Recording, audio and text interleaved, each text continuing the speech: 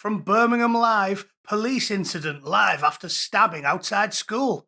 The incident happened on Bridge Road in the Alum Rock area of Birmingham by Ben Perrin, senior reporter. Right, first things first, I'm going to cover two things today, but I needed a title and a thumbnail. So we'll start with the Birmingham police incident. Sorry, Birmalabad. I get it wrong. You know, I haven't caught up with the times.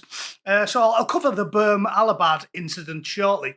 And then I want to cover this. Rosie Writing, MP. Bringing down the voting age to 16 will give young people the chance to have a say in what shapes their future. And it's only right and fair. I was proud to see it pass second reading tonight. Yeah, I want to talk about both of them. Because, as you might expect, I've got a lot to say about that second one in particular. I did send her a politely worded tweet, but she never got back to me. Make it 12. It's only right and fair. Let the Chinese vote. It's only right and fair.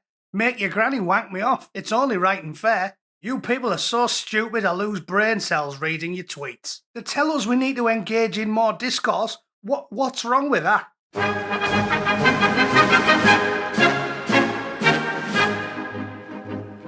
Right, it's happened again. It's almost getting boring doing individual crimes, isn't it? There's so many now. It's like every morning I just open up my computer, have a scroll through the news. There's like 20 I can pick from every day. I suppose that's what happens when you're in a third world country, isn't it? I can imagine like waking up in Karachi and there's been so many explosions throughout the night you don't know what to start on. But I never expected it to happen in England, what formerly a green and pleasant land. This is shocking though, and apparently we were a gnat's cock away from us having another Southport by the sounds of things. Right next to a primary school? Sounds a bit suspicious, doesn't it? Although, I would suggest it probably isn't a terrorist-related atrocity, and I made that prediction before we got any of the updates, based off one simple fact, which is, if it was going to be a terrorist atrocity, the likes of Rudu Kanubu and his friends, they always purposely target white native children because, you know, the left claim that nobody understands how ethnicity works, but terrorists always understand how ethnicity works. Yeah, all of them. Al-Shabaab, Boko Haram, the Taliban, Al-Qaeda, they're very, very, very racist. I guarantee if they pulled over a busload of British tourists somewhere and there was 5 or 6 Puma trackies on the back, they'd all be left unmolested and sent on the way. They are an expressly racist group of people as well. So I didn't think this was going to be terrorism as soon as I read it. I thought, no, why would he do a terror attack on a primary school in Birmingham where 9 out of 10 of the kids look like street urchins from the Gandhi movie? They're not going to do it, are they? They're going to get on a bus to Solihull or one of the little villages surrounding Birmingham and do something like this. So I was very confident, but, you know, we'll see what happens. West Midlands Police cordoned off a street after reports of a stabbing outside the primary school. The incident happened on Bridge Road. An air ambulance is understood to have been deployed to the scene. The police said we've arrested a man after another man was stabbed in Alum Rock this afternoon. We were called to Bridge Road after 12:06 p.m. following reports someone had been seriously injured, and firearms officers were deployed to the incident as part of our response. A 32-year-old man has been arrested in connection with the stabbing and is currently in police custody. And obviously, just a man with a jacket and a face. There's the only details they'll give you, so we can all guess what the man looks like. All right? We can all guess. We don't need to look on Twitter, do we? Do we? I mean, I can show you. Do you want me to show you? Seems kind of pointless. Just rewatch Zulu and just pause it about 10 seconds before Michael Caine shouts, "Sir, there's bloody thousands of them," and basically you're probably looking at what the bloke looks like. Easy. I mean, I can show you a picture of Birmingham if you want. There's a good one of a typical street in Birmingham. I mean, it's close enough, isn't it? There's probably a few corpses among the piles of bin bags and discarded bicycles and, you know, dead guinea pigs and whatever else they just throw on the front lawns in Birmingham. But there's probably a few there, so that's close enough, isn't it? All right, if you insist, I'll find you one. Oh, no, hang on. That's Shahid Bhatt, isn't it? The convicted jihadi that's running for the council in Birmingham. Sorry, I keep getting sidetracked. Here's a culturally enriching stabbing in Spark Hill. I don't think that's the same one. I'm loving the Scouser-style throw on the bloke on the left. However, I suspect he's not from Liverpool. Oh, here we go. I found one.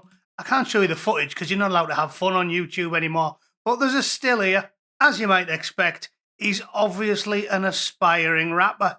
Nice one. Okay, what else do I need to say about that story? You know what happened, you know who did it, you know why it happens, and you know why the police and the government and the media lie about why it happens. All right? Nothing more to say if you watch this channel, is there?